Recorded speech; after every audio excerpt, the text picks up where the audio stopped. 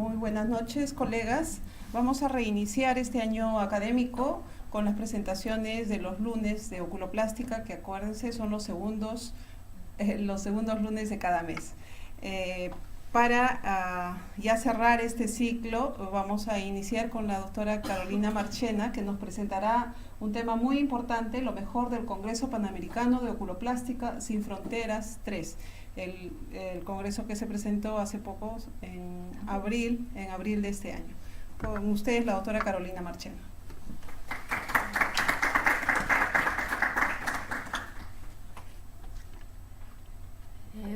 Buenas noches. Para mí es un honor comenzar las actividades académicas de este año de oculoplástica. Y primero el primer tema que hemos escogido es justamente hablar de lo mejor del Congreso Panamericano de Oculoplástica Sin Fronteras, que se realizó en el Hotel Hard Rock Café en Cancún del 20 al 22 de abril de este año. Entonces, en este congreso hubo 13 simposios, 4 conferencias, 2 talleres y 30 pósters. De lo que a mí me interesó más, porque estuvo interesante, bastante interesante, por ejemplo, en el simposio 1 de la vía larimal, el doctor Giuseppe Badalla, Italia, habló sobre los traumas en vías larimales. Y él habló de que había un nuevo tubo de Jones que era con una manga de silicona, y este tubo de Jones hacía más fácil de que no se rompiera, digamos, porque es como generalmente a veces hay en desplazamiento, entonces con cualquier golpe podría haber problemas. Ese tubo de Jones es mucho más fácil de colocar. Y habló que si había mucho lagrimeo después en el tramo ocular, se puede poner botox en la glándula lagrimal. También recomendó de que se debía reparar muy bien el párpado para evitar que haya epífora, y si es que había que hacer cirugía lagrimal, debía esperarse hasta el año después del trauma. Entonces, eso fue el simposio de la vía larimal. El simposio 2, de la fotografía en oculoplástica, lo hizo el doctor Martín Devoto, ¿no? Y el doctor Martín Devoto habló de que las fotos en oculoplástica son muy importantes porque podemos ver detalles a veces que uno no repara en el instante, ¿no? Pero si uno ve la foto, le estudia bien, puede mejorar el plan quirúrgico. Y también es importante también para problemas médico-legales, y también para que la misma paciente se dé cuenta que a veces, o sea, ellos tienen otro concepto de sí mismas, ¿no? Entonces cuando se ven dicen, no, pero yo era mejor, ¿no? Entonces uno le enseña la foto, o estoy igual, ¿no? Entonces, cuando ellos ven de que verdaderamente hay un cambio, nosotros nos podemos proteger. Entonces, las fotos estandarizadas deben ser un requisito. Quiere decir estandarizadas de que no tienen que ser en una posición, en una incidencia de luz, que el reflejo corneal esté en la misma posición en ambas fotos, porque con una foto que esté en diferente posición podemos tener el mismo paciente y parece que uno tiene ojeras y el otro no tiene ojeras. Entonces es importante tener eso en cuenta. Claro que para personas que quieren quedar bien con el paciente, le ponen una mejor posición y no se ven las bolsas, y en la primera se ven las bolsas, ¿no? Pero si uno quiere ser honesto con uno, entonces tenemos que hacerlo de esa manera. Entonces debemos tener una graduación de color adecuada, el grado de incidencia, la sombra sobre el ojo, y no hay que ponerle flash en las tosis y en las lesiones cutáneas. En las tosis no hay que ponerle flash porque tiende a cerrar, ¿no es cierto?, más el párpado y se ve más baja de lo que verdaderamente es la tosis.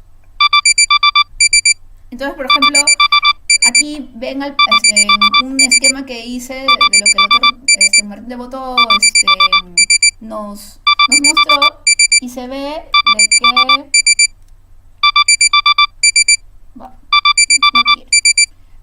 que ven de que el grado de incidencia debe ser 45 grados.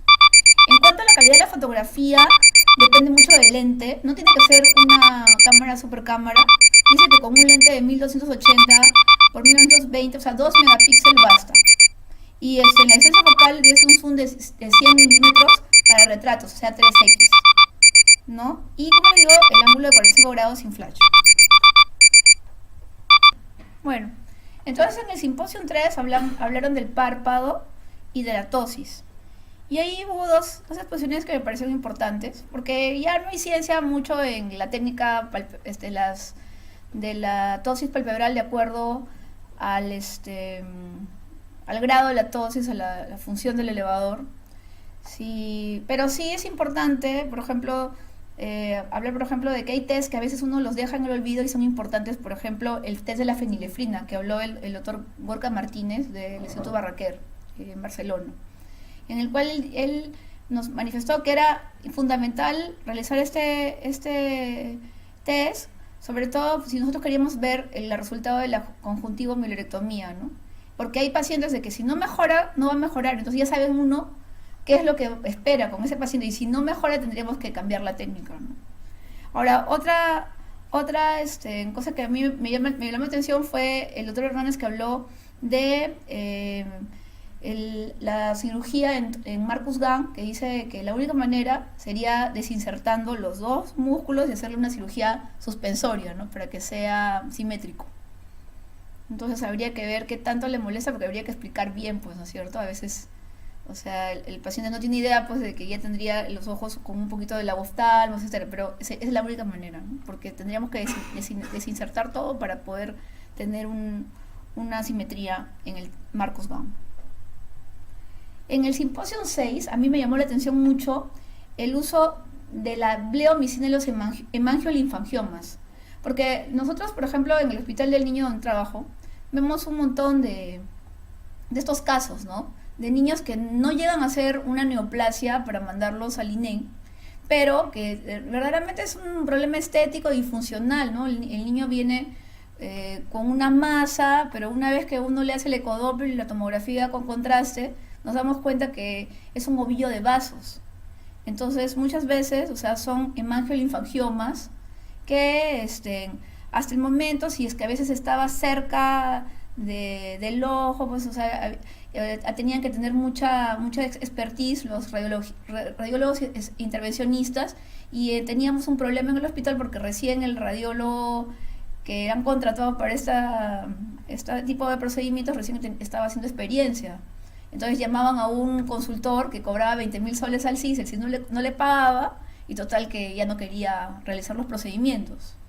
Pero, o sea, en la ceguera, la doctora Rosa Rubio nos relató de que hay una experiencia de 13 pacientes que han puesto bleomicina inyectado, que primero aspiran 3 centímetros del contenido hemático del tumor, y esos 3 centímetros le inyectan esta sustancia, bleomicina, que es una mezcla de antibióticos citotóxicos sintetizados por la bacteria Streptomyces verticillus, que detiene o desacelera el crecimiento de las células cancerígenas. Entonces, eso es lo que, como se nos contó, ¿no? Que aspiraban los 3 centímetros de contenido hemático y ponían la misma cantidad de bleomicina, y que no habían tenido ninguna situación de problemas, algunas alergias, habían estado bien los pacientes, ¿no?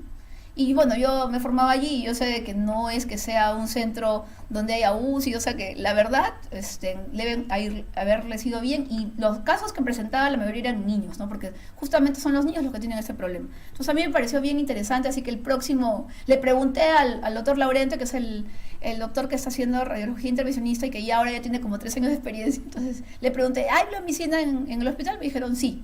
Entonces al próximo paciente que haya con hemangiolinfangioma vamos a tratar de hacerle este procedimiento. Me pareció fácil. Después, la doctora Vivian G. habló sobre el manejo multidisciplinario del tumor vascular orbitario. Entonces, hablaron de las 4 lesiones vasculares orbitarias. Dice que si hay progresión de varices, se debe estudiar porque si es una lesión mixta. Los agentes anti-VEGF siguen siendo una promesa en el tratamiento tanto del hemangioma apical cavernoso y del linfangioma.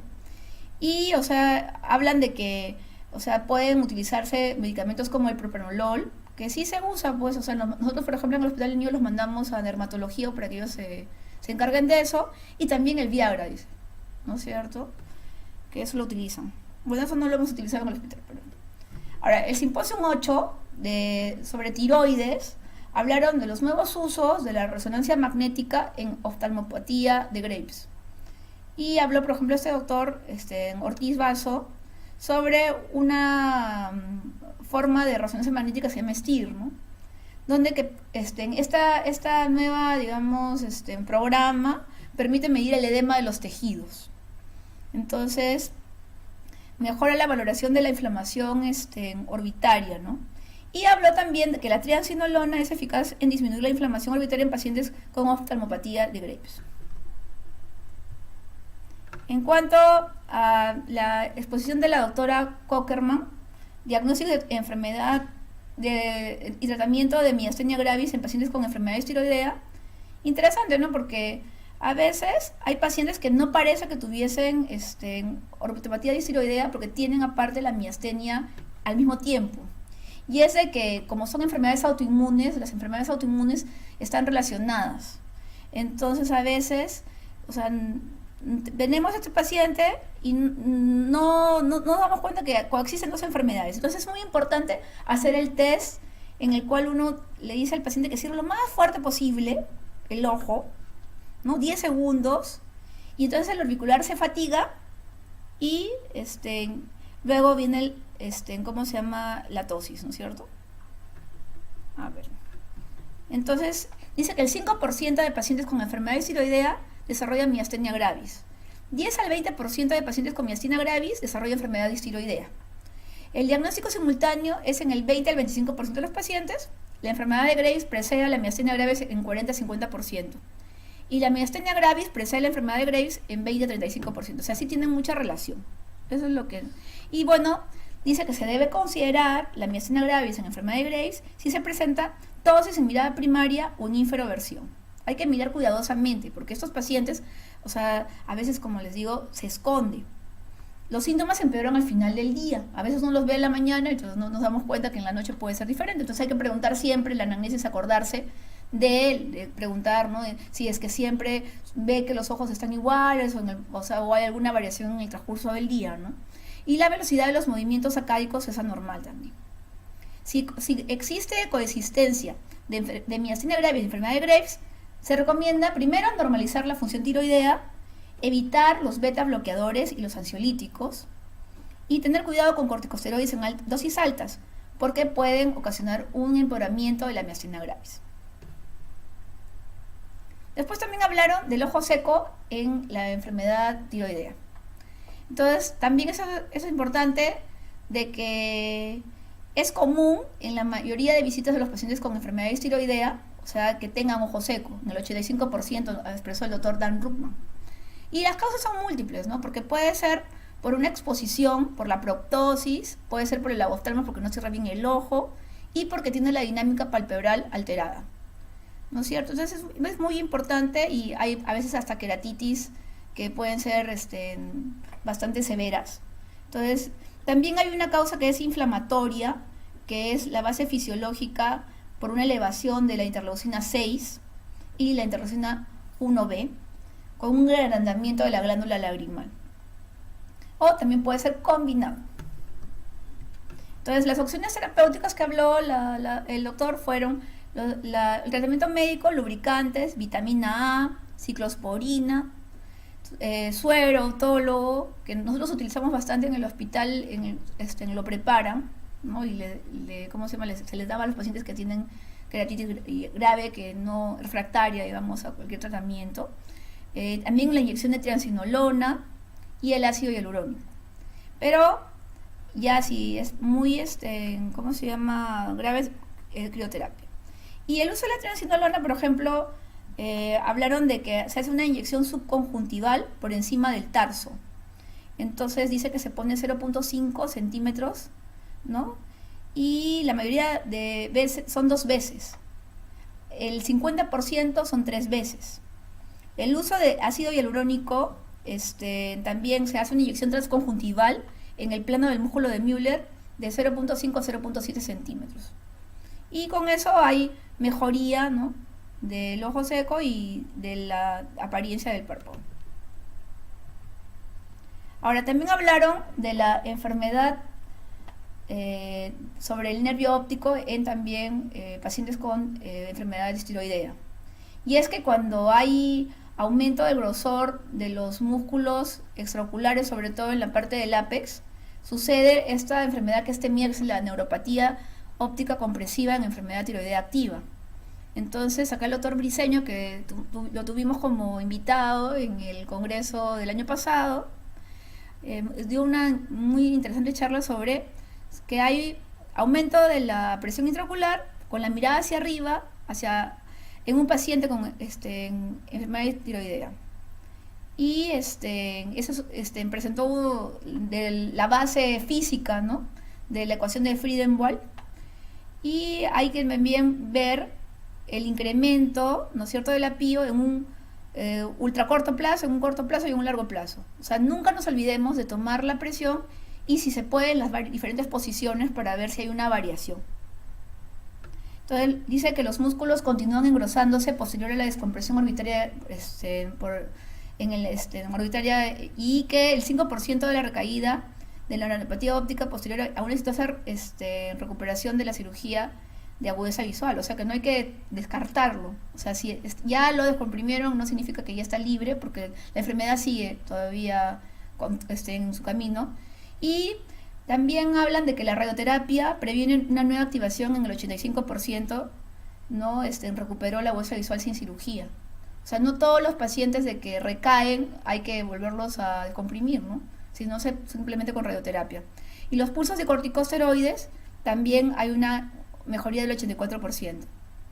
Entonces hay que tener en cuenta eso, o sea, de que no hay que perder de vista la presión intraocular en las diferentes posiciones y después de una descompresión seguir observándola y si se necesita, se tiene que coadyuvar con radioterapia. Ahora también la doctora Susana Freitag habló de la reparación de la retracción del párpado superior en la orbitopatía histiroidea. Entonces hablaron del retroceso del músculo elevador, ¿no? Si la retracción es permanente, mayor de 2 milímetros, si tiene una vía anterior por pliegue, si el retroceso es 2 veces por milímetro de la retracción. O sea, si tiene una retracción de 1 milímetro, es 2 veces el retroceso.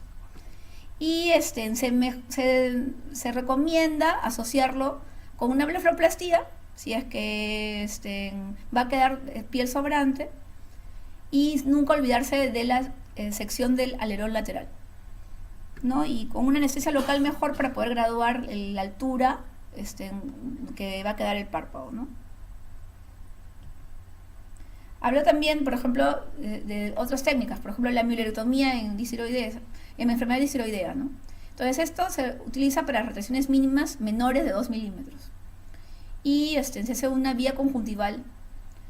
Ahora, la interposición del párpado inferior, o sea, como se desinsertan las lamelas del retractor y se hace un injerto entre tarso y retractor.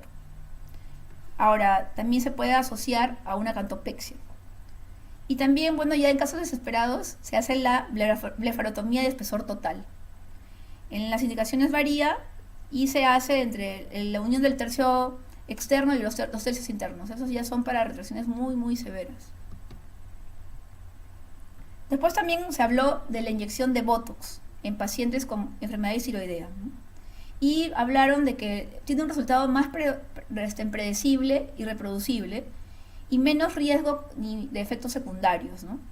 Y bueno, la técnica también es lo mismo, ¿no? Se pone anestesia tópica, se advierte el párpado superior, se inyecta la conjuntiva en el borde superior del tarso, 2 puntos de inyección, y la cantidad depende del nivel de la retracción, ¿no es cierto? Entonces, la dosis es baja, menos de 1 milímetro, 5 unidades. Mediana, de 1 a 3 milímetros de retracción, 7.5 unidades. Y severa, más de 3 milímetros, de 10 a 15 unidades, repartidas en esos 2 puntos, ¿no? Entonces, claro que si uno compara el Botox con la técnica cutánea, es transitoria, no va a reemplazar nunca la cirugía, pero es una manera porque hay pacientes que no quieren operarse, ¿no? Entonces se le puede poner Botox. Y también se puede utilizar cuando hay una recurrencia de la retracción después de la inyección, es a un nivel más bajo que el existente, o sea, ya no queda del mismo nivel, baja un poquito. Entonces aquí vemos, por ejemplo, la curva, ¿no? De que la siguiente vez que viene ya es menor la retracción. Y bueno, habló también el doctor Garrity sobre las lesiones aprendidas, ¿no? Entonces habló de los diferentes fases. Por ejemplo, en todas hay que aleccionar a los pacientes de que tienen que evitar fumar, porque lamentablemente en el tabaco empeora el nivel de actividad de la enfermedad tiroidea. Y también debe cuidarse el mantener el nivel de las hormonas tiroideas, ¿no? A un nivel eutiroideo. Y también es importante acordarnos, que ya lo hemos dicho, que más del 90% tienen ojo seco, entonces acordarnos de la lubricación. Luego, si es leve, hay que vigilar y ¿cómo se llama? Y dice que terapia con selenio como vitamina. Si es moderada o grave, se puede dar unos supresores como es los pulsos de corticoides, radiación o cirugía. Y si es ya moderada o grave y está estable, no está en fase activa, se hace una cirugía, una descompresión, ¿no es cierto? Porque también hay que acordarse de que la cirugía tiene sus etapas, ¿no? Primero se descomprime, de ahí se arregla el estrabismo y por último el párpado. Y la neuropatía óptica compresiva, ya dijimos, ¿no? Que se hace la descompresión, pero después hay que hacerle la inmunosupresión y la radiación coadyuvada, si es que es muy grave, ¿no? Ahora, hay que hacer un enfoque personalizado de la descompresión orbitaria. ¿Por qué? O sea, no todos los pacientes son iguales, ¿no? Por ejemplo, a veces hay un músculo que está más grueso que el otro, entonces hay que ver qué pared o paredes se tienen que descomprimir. Y para lo cual hay que pedirle al paciente las fotos antiguas, ¿no? Para comparar y ver exactamente cómo fue la paciente. No se le puede ofrecer que vas a quedar igual, pero por lo menos tener una idea de cómo es, ¿no? Su realidad de cada paciente. Y ver la estructura ósea, ¿no? Si está más comprometido la grasa o el músculo, ¿no? Porque a veces los músculos están delgaditos, pero se ve que hay un espacio radiolúcido y eso es la grasa que está ahí mayor, ¿no? Los contornos estéticos, sobre todo en la parte de la frente y de la cara superior, y el hueso es esculpido con metas de tejidos blandos en mente. En el simposio 9 hablaron dónde estamos en el manejo de la orbitopatía tiroidea. ¿Es la radioterapia beneficiosa en la enfermedad tiroidea? Esa fue la exposición del doctor Dolman de Canadá. Entonces, ahí habló de la radioterapia que actúa sobre los linfocitos, que son activadores en la orbitopatía tiroidea, y los fibroblastos, que actúan sobre la matriz extracelular. Entonces dice que se emplean 2000 RAT, o sea, 20 GY, 10 días a través de un puerto lateral al espacio retroocular. Y habló pues de la efectividad, como ustedes podrán ver ahí en el cuadrito, claro que no se ve muy bien, ¿no? Pero, por ejemplo, la radioterapia tiene una efectividad del 60%, favorable respuesta. Y prednisona oral 56%, ahí está, pero está metilprednisolona 85%, o sea, mejor son los pulsos. Y por último, un medicamento que vamos a hablar de acá un poquito más tarde, que es el tocilizumab, que es el 100%, ¿no? Entonces, acá presentó un ensayo sobre la radioterapia y los esteroides intravenosos en un proceso temprano, pero de una enfermedad tiroidea progresiva. Y entonces allí, por ejemplo, en este estudio se concluye que la radioterapia es segura, que no hay reportes de tumores inducidos por la radiación que se aplica para este tipo de pacientes, que el riesgo teórico es de 0.3 a 0.9 y que hay que evitarla por eso en menores de 35 años. Y la radioterapia es relativamente económica, porque, o sea, solamente el 1% tiene incidencia de retinopatía leve, ¿no? Principalmente relacionada a diabetes. Por eso, o sea, primero se tiene que hacer un descarte, pues, lógicamente de todo problema que puedan tener, porque si se descarta la diabetes, se le hace el test de tolerancia oral, se evite este posible problema asociado. En cuanto a la inflamación, los esteroides intravenosos son rápidos y efectivos, pero tiene el problema de que hay una recaída, que puede ser común. Por eso inclusive se dan pulsos y se dan por 3 veces como mínimo, 3 meses seguidos. En cambio la radioterapia es más lenta, pero permite el ECT de las medicinas. La combinación de esteroides y radioterapia podría ser lo más recomendado. Y en cuanto al estrabismo, dice que la radioterapia mejora las succiones y reduce la necesidad de cirugía. Y también la radioterapia podría reducir el riesgo de diplopía primaria en orbitopatía tiroidea temprana y activa. En cuanto a la neuropatía óptica, la radioterapia dice que es mejor que esteroides para prevenir la aparición de la neuropatía óptica compresiva durante el periodo activo. Y, o sea, se puede prevenir con la radioterapia de la cirugía si ya existe una neuropatía compresiva. Cassin hizo un estudio que presentó sobre los beneficios de los esteroides versus la radioterapia, y la radioterapia, según su reporte, tiene mejor beneficio, 96% versus 62%. ¿Y por qué revierte? Es sobre neuropatía óptica, ¿no? Y revierte las recaídas postquirúrgicas que ya habíamos visto. Esto de acá me pareció bien interesante. Creo que fue lo más interesante del Congreso. Por eso le he dejado, bueno, aparte también está en el orden, ¿no? Esa es la exposición del doctor José Pérez Moreira, que siempre trae cosas novedosas. Y habló de las conclusiones después de 7 años sobre la terapia biológica con este medicamento, tocilizumab, en la orbitopatía tiroidea activa. Y habló de que había un 30-50% de pacientes que no responden al tratamiento con corticoides y otros, o sea, que están refractarios a esos medicamentos, ¿no? Y ahí presentó una serie. Entonces habló de que el tocilizumab es un inhibidor de la interleucina 6, que es un anticuerpo monoclonal, ¿no?, de la inmunoglobulina G1. Y está comercializado desde el 2009, pero estaba autorizado para el tratamiento de artritis reumatoidea. Lo bueno es que es efectivo sin depender del tiempo de evolución, ¿no?, de en la enfermedad, la proteína de Graves, de 1 mes a 20 años.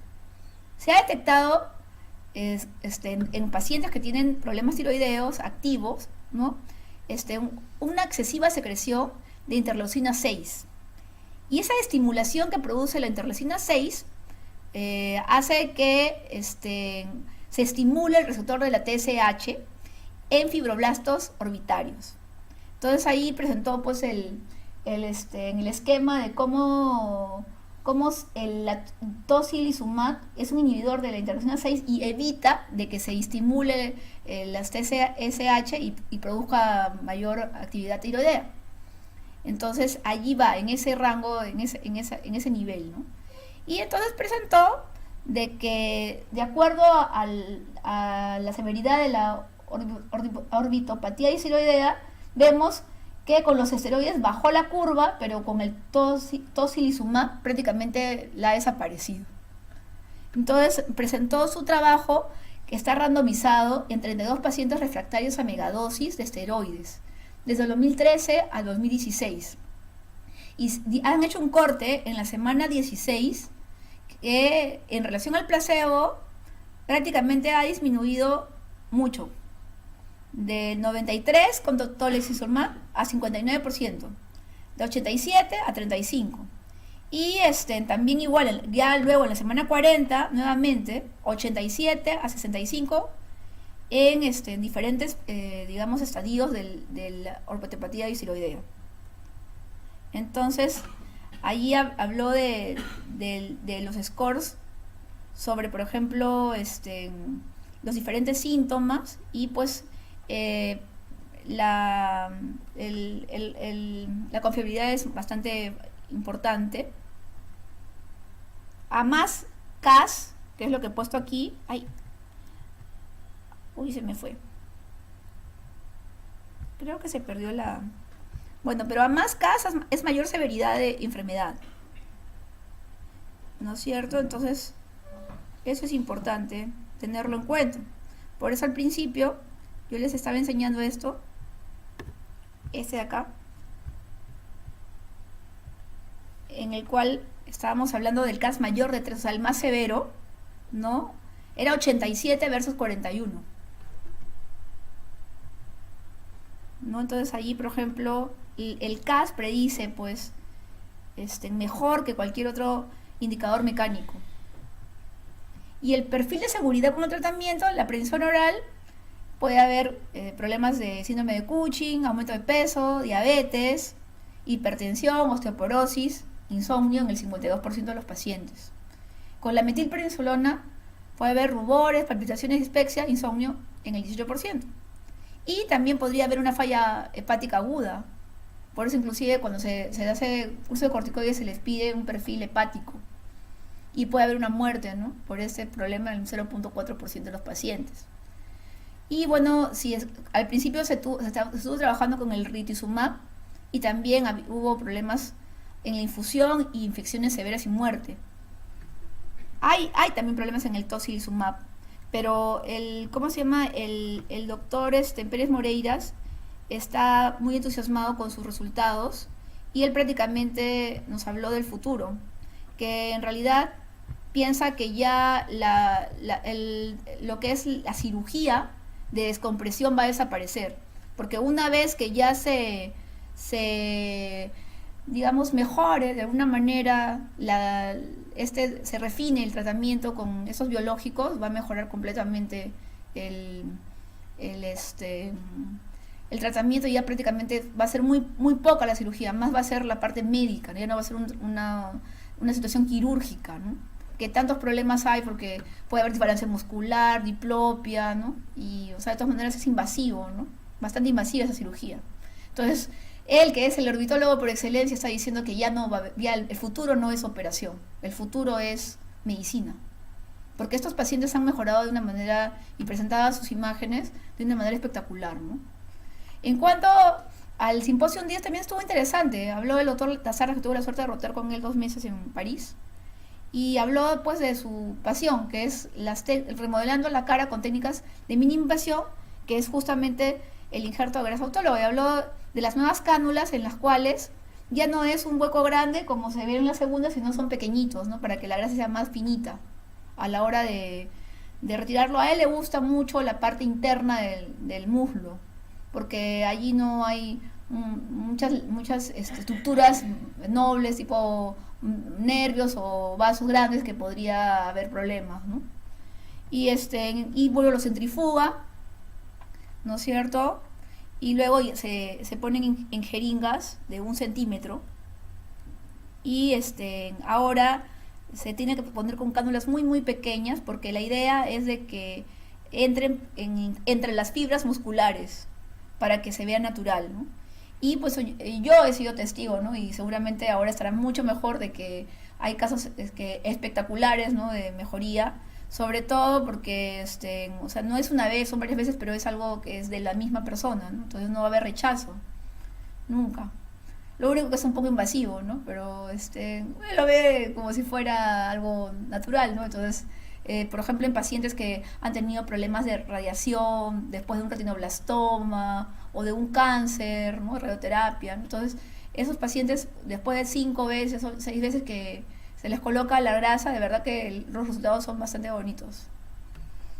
Y bueno, por último, ahí está la foto donde estamos todos los peruanos que fuimos al curso. Estuvo interesante. Claro que no nos acompañó el sol, pero lo importante es que brilló la parte académica. Bueno, si tienen alguna pregunta, algún comentario, tal vez, no sé si ahorita, doctora Tatiana, o al final, después de la exposición de la doctora Yagui. Yo creo que para cerrar la ponencia de la doctora, hacemos las preguntas. ¿Sí? Ya, sí, como quieran. ¿Alguna pregunta que quieran hacer? Yo quería preguntarte, en los sistemas de tratamiento, en el caso del tocilizumab, algún criterio de exclusión para estos pacientes?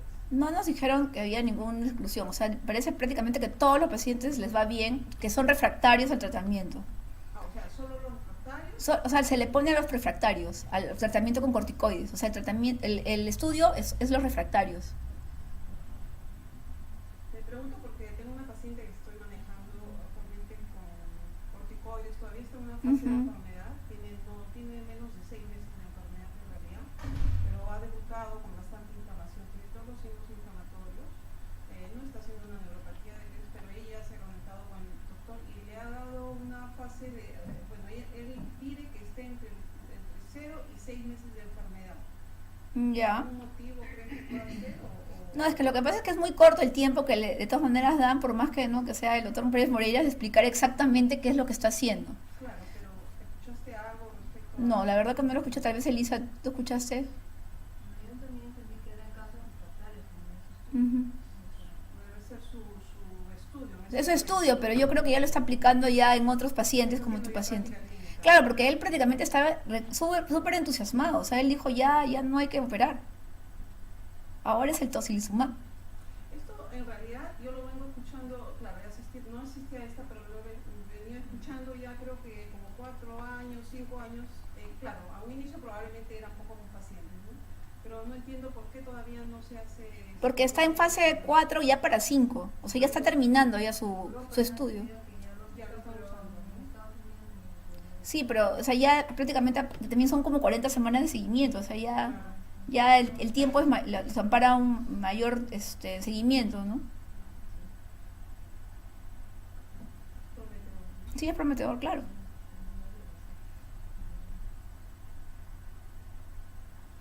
¿Alguna otra pregunta que quieren hacer?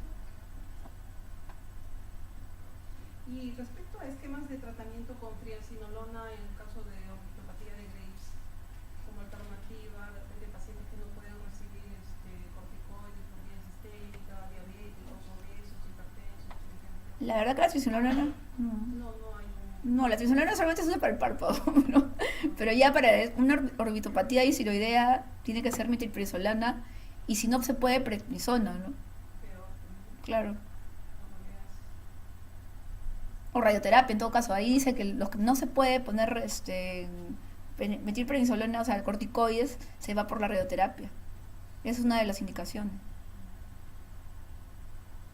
Muy bien, ¿alguna otra pregunta? Tenemos una pregunta en la Facebook, ¿no? Creo que estamos comenzando con la... Algún día. Rafael Borges, la transmisión en vivo, porque es una